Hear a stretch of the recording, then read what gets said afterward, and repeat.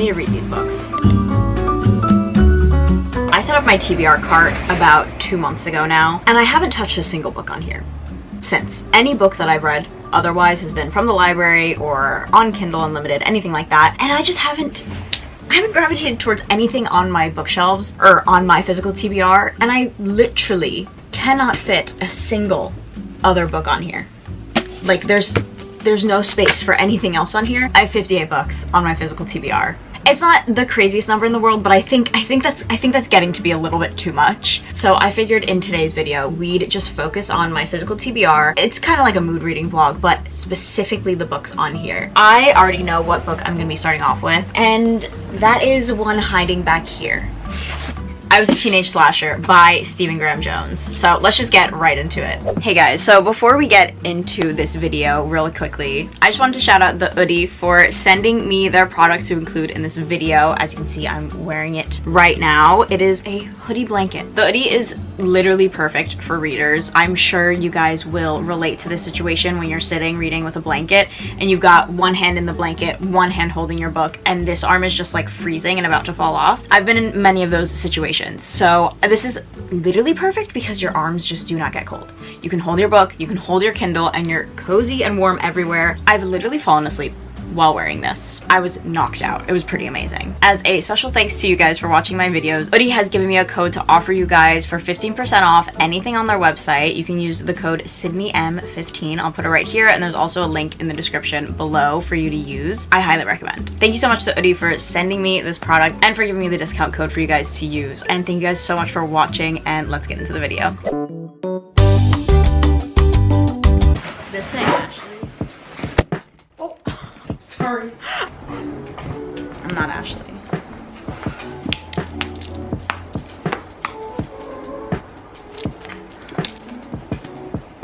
No one cares about what you're reading. I'm not including this. I'm not including this. No one cares. No one cares about Wicked? No.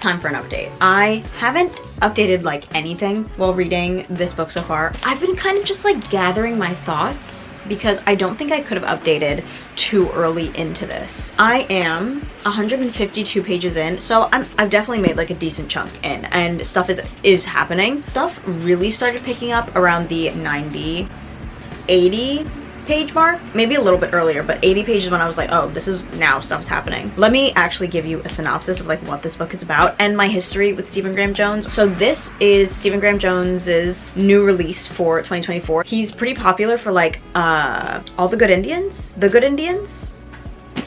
It's gonna be in here. I don't know why I was gonna Google. The Only Good Indians. The Only Good Indians, and My Heart is a Chainsaw, which is a trilogy that I plan to read. I actually own My Heart is a Chainsaw, but I've never read anything by him before. I went to the book release for this book. It is signed. I got it from the Strand. I mainly went because he was in conversation with Grady Hendrix, and I got a book signed by Grady Hendrix. But this book is about the title is self-explanatory. The main character, Tully Driver, becomes a teenage slasher, but I didn't really know what that would entail until like getting into the book, which usually is how things work, but specifically how supernatural it would lean, which kind of fits with the slasher genre. I am a big fan of horror movies and slashers. Mainly, my favorite franchise is the Scream franchise. Scream doesn't like lean supernatural at all, but other slasher series do, like Friday the 13th. Jason is like dead and then he can like survive anything, and kind of the same with Michael Myers, like he never dies. The thing about Scream is like it's a different killer every movie. Friday the 13th and Halloween, those two franchises, they have like their killer. So this kind of leans towards that, which I'm not as well versed in like those specific series. Oh, I didn't put my necklace on. Wait, let me get my necklace on. Anyway, I will talk while I put on my necklace. The thing about it is I know a lot of the history with slashers and these series, even though I'm not like familiar with them myself. so I can see the connections, or like see the goal and see what the author is doing. I've been leaning into, or I've been really getting into the horror genre a little bit more this year. I picked up Grady Hendrix again earlier this year, and I also read Horror Movie by Paul Tremblay. These are kind of like the 3 horror novelists that I really know about. I think they're kind of the most mainstream. I mean, obviously there's Stephen King, and there are definitely others, but those are like 3 that I think of, and I feel like they're kind of in the same space, even though they are quite different. I could see Stephen Graham Jones being a little bit more similar to Paul Tremblay.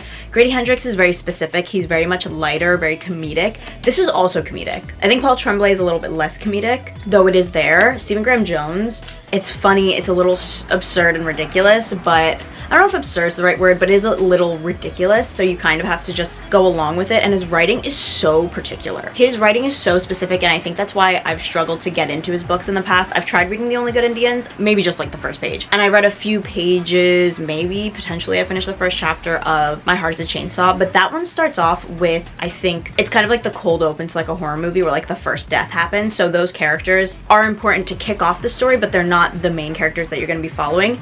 This I like because I just got the main voice that I was going to be following throughout the book right in the beginning. And a couple things about this that's kind of funny is he's talking to you as he's writing this out. Like you know that he's literally writing this book out. He's writing out his story and writing out how he became a teenage slasher. And the thing about that is it's giving, oh, this is something I really wanted to say. This is one thing that I was like ruminating on. It's giving Cabin in the Woods. If you've seen Cabin in the Woods, I don't really want to like spoil it, but it's been out for like a long time, so I'm sure if you haven't seen it, and you're like in that space, then you would probably know what about Cabin in the Woods makes it like pretty special. I really do enjoy that movie. It does give kind of these vibes, kind of poking at the genre of horror. It is poking at the genre of horror, and I think Stephen Graham Jones kind of does that while also doing his own thing and really appreciating the genre because he's a big fan of it. It's giving Cabin in the Woods vibes to me because in the movie, the group of friends have to become the stereotypes of a horror movie, so they're basically being like intoxicated to act that way, even if they're not like that at all. Basically, they're supposed to act like they're tropes, and I'm not saying this is similar in the fact that these characters are acting like they're tropes. He's not choosing to go down this path. That's what I'm gonna say, because I don't want to like get into specifics because you don't really learn that until a little bit deeper in the book. For right now, I'm on page 152.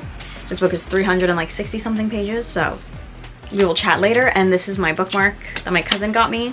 Thank you, Brittany, I love you. I'll talk to you when I've read more. All right, I'm about to pop out really quick. I'm gonna get dinner with my mom, but I wanted to do like a very, very quick update. So this is gonna be very quick. I am on page 250 now. So I guess I've read about 100 pages. I've read about 100 pages and I plan to read more today. And I am really liking it. There's another comparison that I wanted to make, and again, I'm gonna make this quick, to the Fear Street trilogy because of, again, that like paranormal, supernatural, other element to the slasher kind of formula. That's what I'm looking for. I got it. But I still don't actually know what I'm gonna rate it because I am feeling and vibing the story, but I still don't know like how much I'm that deeply in love with it, you know? So I'm enjoying it, and I definitely want to read more Stephen Graham Jones after this. I like the characters. I think the writing is really interesting, and it sounds like Tully is like talking to us, which is the point of the story. Like I said, it's him writing all this out, and it's mainly him talking to his best friend Amber, who's with him throughout this whole thing.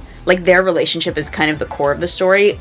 My mom is FaceTiming me, so I do have to go. But yes, yes.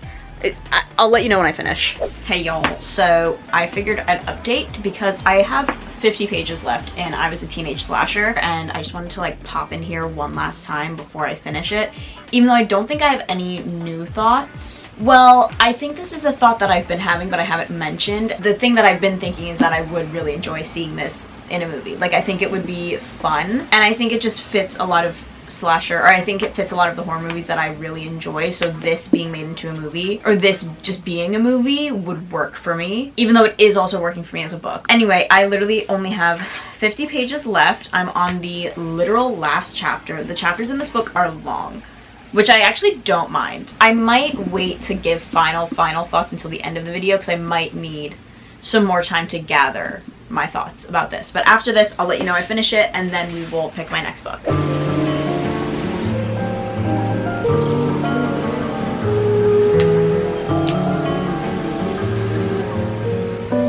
This music I'm listening to isn't helping.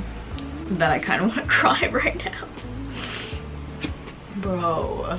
I don't know if I'm gonna actually shed any of these tears because there wasn't enough build up for me to like start crying, but that was pretty good. That was pretty good. Damn, that was actually kind of really good. Like, that was actually kind of really good. We will go pick my next book now because I kind of really want to keep reading. I do. And this is my bookmark, by the way, that my cousin got me. It is so freaking cute though. Like, do you see that? That is so adorable. Anyway, let me set up over there. Hey friends, we are back with my TBR cart. I'm trying to angle this better. How do we feel about that? Okay, that's chill. Hey, we've already looked at this, so I just kind of want to talk you through what I'm thinking. And basically what I'm thinking is I'm probably just going to pick up Same Time Next Summer by Annabelle Monaghan. I hear you already. I hear you already. This is a summer romance. It's December. It's Christmas. It's cold out. I mean, today it's actually 60 degrees, so it's actually pretty hot, so it's basically summer. I just like literally I don't literally not care about atmospheric reads. I love reading things at the right time, but I will not stop myself from reading something because it's not the right season for it. I literally read Happy Place in the Dead of Winter and I still loved it. So I kind of want to read this. I don't really know what I'm in the mood for. Otherwise, I kind of want to pick up Ordinary Monsters by, I was about to say ML Rio, J.M. Miro. I don't feel like reading something long right this second. I would love to try to read The Picture of Dorian Gray, but it's a classic. So even though it's short, like, that's going to be too much for my brain. My other option, I can't even get it out. My other option is Half a Soul. Right here. But I kind of feel like picking up Same Time Next Summer. So I think that's what I'm gonna do. Oh, and very quickly, I do want to touch on the fact that I have not posted a video in 2 months. And I am so very sorry about that. I am. I also have literally actually not finished a book in 2 months, besides now just finishing I Was a Teenage Slasher. I don't think of myself in a reading slump. I just haven't really been prioritizing reading in general, but I hate that I have like not been active on my channel, but I do have videos that I want to do after this, so I hope to like continue posting consistently again, and I hope to post more consistently even if I need a little bit more time between videos. So yes, that is just my little tangent. This is the book I'm reading. Let's get into it. I could read this book so fast. It is under 300 pages, so let's see. Hopefully I like it. I read Nora Goes Off Script earlier this year and I really enjoyed it. We'll see. I'm gonna read it and then we will see what I think about it. Usually that's how this goes. Okay.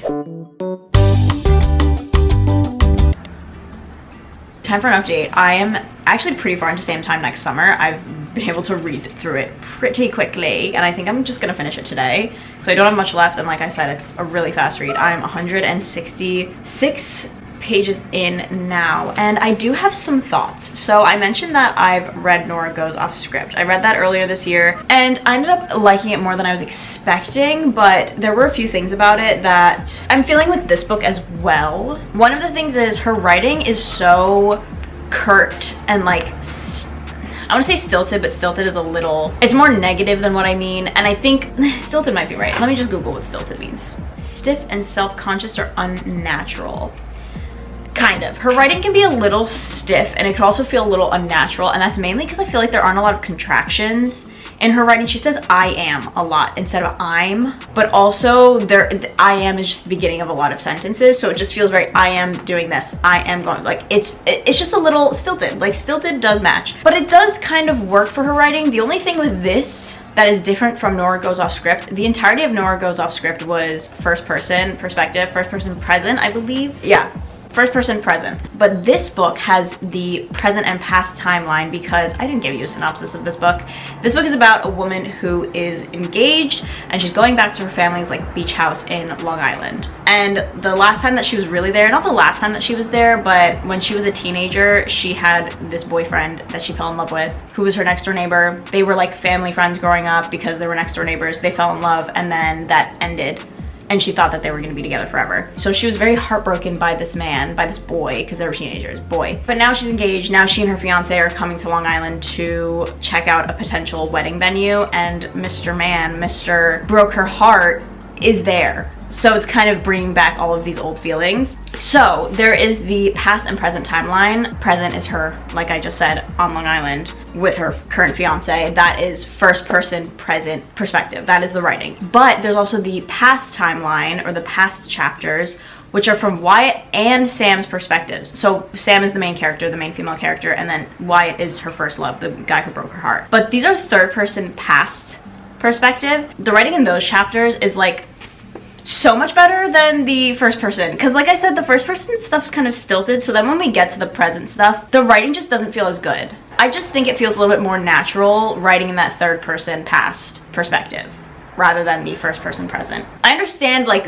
why she's doing it, like it makes sense for the story, and I don't have a problem with it, but sometimes when stuff like when chapters flip between first person and then third perspective, it's a little weird, it's a little jarring, and the writing just genuinely feels different, which is good because it's different times. Like, it's good that it feels different, but it feels different in the way that like the present stuff doesn't feel like it's as well written. Next thing that I just want to touch on quickly is also the fact that I kind of am not liking the male main character, the love interest, the Wyatt. And this happened with Nora Goes Off Script, but the thing with that is I wasn't in the man's perspective, and it was like a total misunderstanding, but it was like kind of resolved in the end. The end of Nora Goes Off Script was a little bit ridiculous, so I'm sure this will kind of be a little bit ridiculous. But the thing about this is I've seen the guy's perspective and seen why he acted the way he acted and why like stuff ended between them, and I hate him a little bit. Like, he kind of sucks, so I don't really know how she's gonna turn him around for me. I do like Annabelle Monaghan's books, I just don't think they would ever be like favorites. I think she does a lot of good in portraying certain feelings and experiences, and they feel very real and very relatable, so I really enjoy like exploring those feelings and those experiences, but I don't know that I'm like obsessed with her. I do love her covers and I love her little paperbacks, they're just so cute, so I like owning her books. I like it, I do like it. I'm very intrigued by her stories,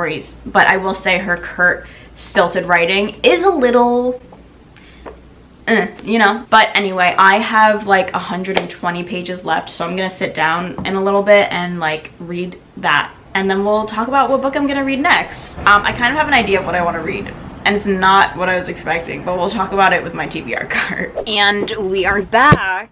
I'm trying to get this angle right again. Okay, I tried to organize my cart a little bit better. Don't know if I achieved that, but I finished Same Time Next Summer. I literally just finished it like 30 minutes ago, and I do have some thoughts. I was a little underwhelmed by this book. I remember reading the back of it and being like, wait, obsessed, love this concept, because she's like returning to her hometown, not her hometown, but returning to like her family's beach house and reliving and reminiscing on her first love. And that just like really got me for some reason, but I don't know. I think my main thing, I was just on the phone with my friend, so I was telling him like I really like this author's writing. I think she's really good at conveying certain emotions, and I was saying this before, like she's really good at portraying these emotions and feelings that are very relatable and very real. And I feel like her books are in the literary fiction, or in the fiction section of like Barnes & Noble. Like, her stuff isn't in romance, but they are very romance heavy, but they are very literary fiction based romances. But I think the thing about that is like her writing and her characters are very real, and the situations and feelings are very real, but then the direction of the romances don't always feel the most realistic, so that's kind of what takes me out. That's what took me out with Nora Goes Off Script. But I felt so much more for that book. Like, I literally cried so much reading that book. I didn't shed a single tear reading this book. Maybe I'm just like not really in a romancy mood right now, but didn't shed a single tear. I still think her writing is good. I feel the same as when I last updated. Like, nothing really changed, and the ending kind of just felt the same for me. Like, I kind of just felt like this throughout the whole book. I underlined a lot of stuff because, again, I still think she writes well, and I think she puts certain feelings into words very well. Yeah, I don't know. This one I actually have a rating for. I think I do have a rating for. I was a teenage slasher, but this I think was like a 3. Like, it was good. I'm gonna read Summer Romance, but I definitely liked Nora Goes Off Script better than this. I feel like I just didn't really care about the guy that much. But we're back over here because we're gonna pick my next book to read. And yesterday when we were talking, I was talking about how Half a Soul was a potential contender. I don't know if I'm really in the mood for like a fantasy romance right now. I think this could be fun because it's like Regency era, so like balls and stuff. I might take it out just in case. But another option I was thinking of was Check and Mate by Ali Hazelwood, because I think that would be a really cute little YA romance moment.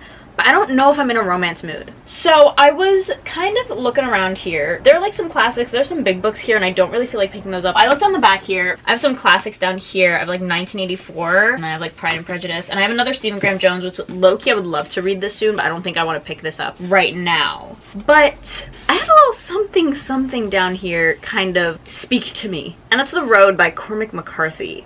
I've been wanting to read this for a while. This is like a modern classic, and it's post-apocalyptic. I really enjoy post-apocalyptic books or stories. I haven't really read, well, I've read like some post-apocalyptic stuff, but like Station 11 I really enjoyed, and I don't know if this is actually similar to Station 11 at all. All I know is that it's about a father and son walking through or journeying through a post-apocalyptic America. And it's supposed to be sad, I think. I think people cry reading this. I don't know. I also know that the father and son don't have names. They're just like the father and the boy, or the man and the boy. But this is also supposed to be like a quick read. I checked and like the audiobook is only 7 hours, which like me calculating equates to my reading speed being about like 4.5 hours. And then I also found it on Libby, the ebooks, that I could like pick it up on my Kindle, because I'm going to work in a little bit, and while I'm there, like when it's slow, I can pick up my Kindle. I didn't realize this was like kind of a quick read, though I have heard that it's slow paced. I want to start it like now, but I have to leave soon, and I don't really like reading only like a couple pages at a time. But my next read is gonna be The Road by Cormac McCarthy, which I'm vibing with. I'm not really in the mood for like a genre fiction right now book.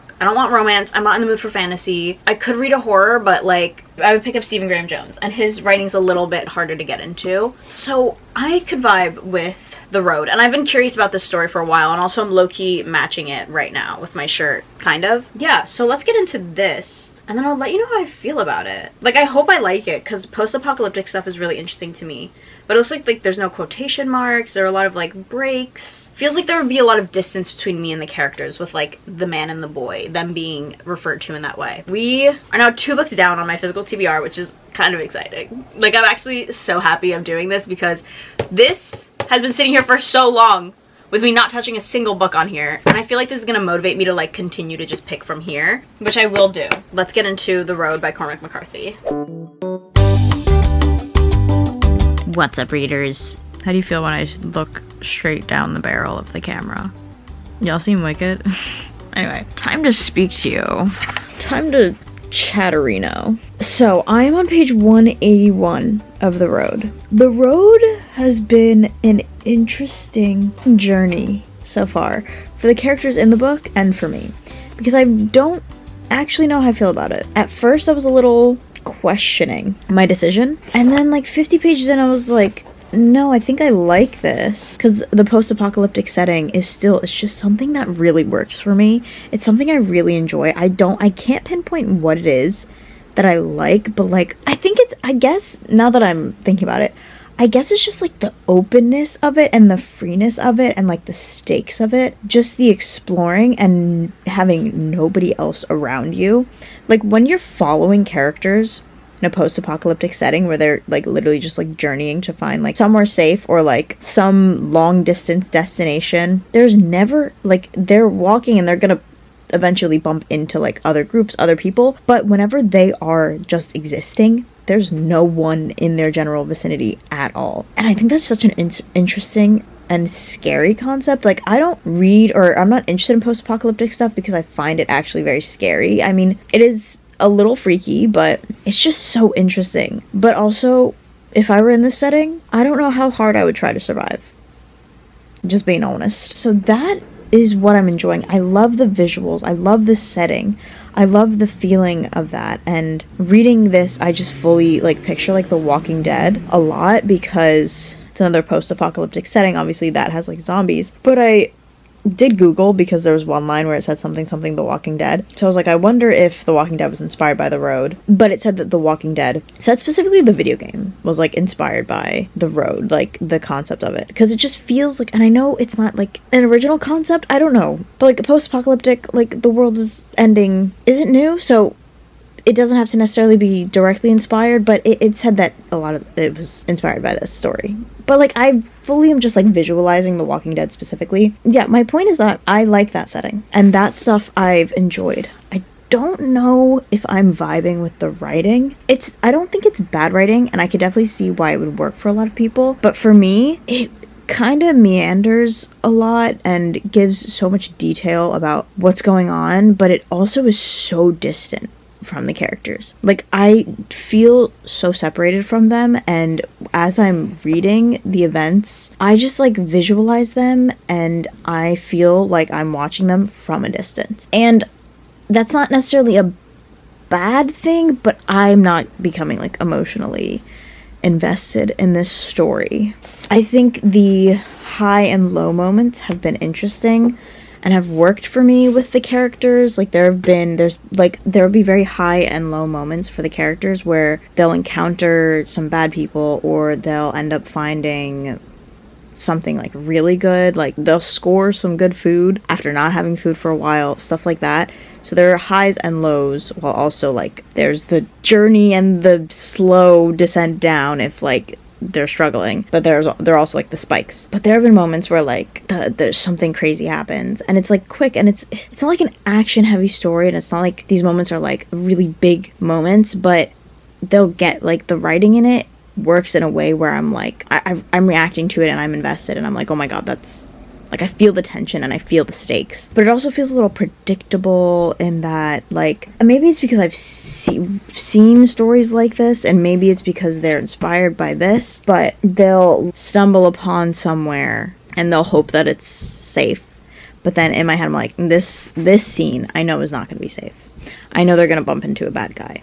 And then later, after stuff has been so bad for them, they'll stumble upon something and they're apprehensive. But I'm like, it wasn't good last time, so now they're gonna actually hit the jackpot. So it's a little predictable. That's not necessarily the point of this story, but I feel very conflicted about how I feel about this story. Like, I don't think I'm gonna love it. Also, I was saying this before, his writing is like very descriptive. He meanders a lot, and a lot of stuff like drags, but it drags in the way of like they are kind of going through the same motions of trying to survive. So my mind kind of wanders, because I'll be like, okay, you're just saying a lot of things. But I have about 100 pages left. I should keep reading tonight, and I will. I'm gonna kind of chill out for a bit longer, and then I'll pick up the book. So we'll chat later.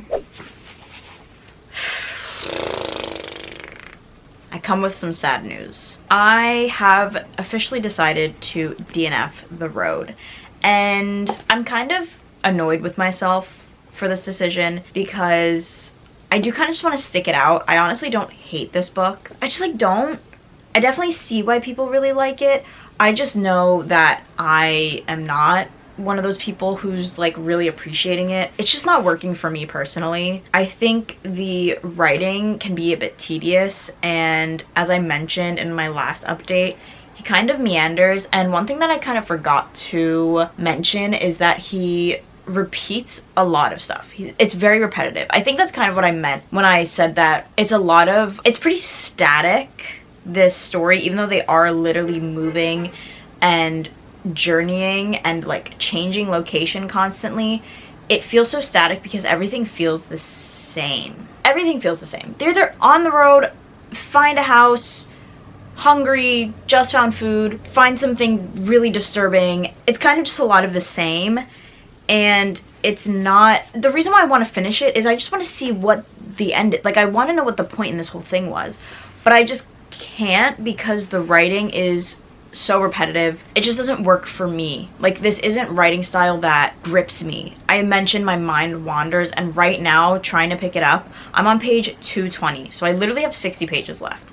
But I just can see that if I were to stick it out, I wouldn't be absorbing like anything that I'm reading, and I don't love that. I have an example right here of a conversation where there's just a lot of repetition, and this is what like the conversations look like. There are no dialogue tags, there's no quotation marks, you literally don't know who's talking except for, well no, it'll say like the man said in the beginning, and then once the conversation starts you're kind of fending for yourself, trying to figure out who's talking. And normally stuff like that wouldn't bother me. I know a lot of people complain about Sally Rooney and the fact that she doesn't use quotation marks, but I have personally not had an issue when reading her books. I also haven't read a book of hers in like 2 years, but when reading her books I haven't really struggled with that because I am not one to really knock an artistic choice. Maybe I'm not totally sold on it, but usually I'm not too angry at it. This I'm also not that angry at, but it's just the writing in and of itself that is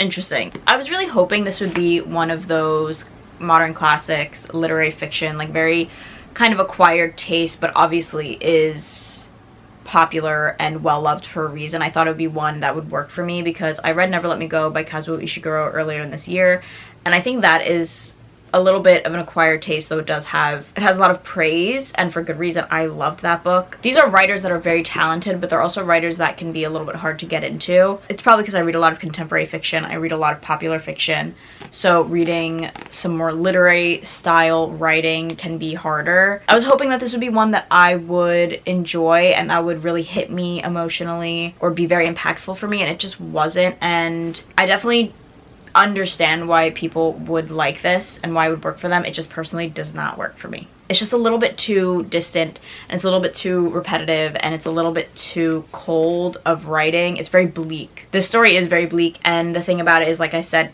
the story is so static. Not a lot really is happening, but you know, I'm kind of like fighting with myself on this one. Anyway, I'm just gonna wrap up this video here because we have now completed 3 books. I mean, I know I did DNF this last one, but I can take it off my TBR cart. I tried it, didn't work for me. Now I know. And now I made some space over there. Yeah, I took 3 books off my TBR cart, and I've been eyeing my TBR cart more. I've been looking at it and being like, what do I want to read next? Especially after this, I want to read something that I'm really going to enjoy. I want to read something that will work for me. Like, I'm not necessarily anticipating like a next 5-star read, new favorite book, anything like that. But I want something that will be very propulsive, you know? So I'm eyeing the books on my TBR cart, hoping for something that I will enjoy. Anyway, that is it for today's video. Thank you guys so much for watching, and I will see you in the next one.